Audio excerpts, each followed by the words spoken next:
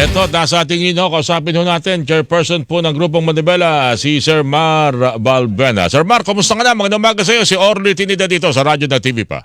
Good morning, Sir Orly. Good morning po sa ating mga taga-subaybay. Kumusta ka na, Mar? Lalo na nitong mga nakalipas na mga araw. Alam ko, may mga binanggit ka na ng mga hingi ng paumanhin. Hanggang ngayon ba, meron pa rin mga nagpaparating ng tanong sa iyo, ba't yun naman binarahan na kalsada noong nakaraang Lunes? May mga ganun pa ba, Mar? Sir Orly, nung umaga, aminado tayo kasi nung umaga talaga, nung dumagsa yung mga tao, hindi natin inaasahan yung ganong karami. Mm-hmm. So, na ilang libo po yung sumama sa atin. Mm-hmm. Pero after mga 30 minutes to 1 hour, sa ayos din naman po natin yung ating mga kasamahan. Mm-hmm. Kami tumawid ng LTFRB ng mga oras na yan. After po noon, maluwag na po ang daloy ng trapiko, Sir Orly. Okay. Kaya ako natanong yan, Sir Mar, kasi yan ang dahilan at naipagbigay, alam mo sa iyo, yung kaso yung sasampa ng QCPD sa iyo at sa isang leader mo sa Bulacan and Pampanga ng Manibela. Public Assembly Act violation, alarming scandal, at resistance and disobedience to a person in authority. Nabalitaan mo na to, Mar? Opo, nabalitaan na po namin last Friday pa, kung di po ako nagkakamali. Mm-hmm. Saturday pala. Itong mga false accusation po ito kasi kung meron pong ganong nangyari, doon pa lang po, pinuli na kami nitong ating mga nasa PNP. Mm-hmm.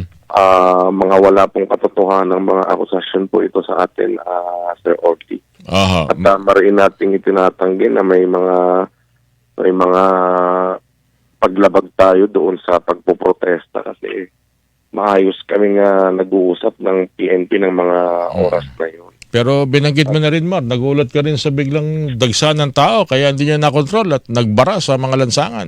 Tama ba yun? Opo, nagulat kami kasi marami po ang sumuporta doon sa protesta pero sandali lang naman yun, Sir Orly, pero naayos din namin.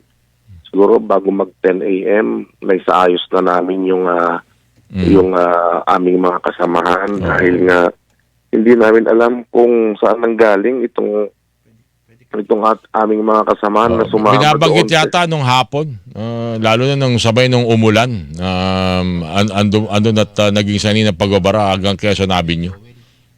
Sir Orly, bago mag 11 a.m.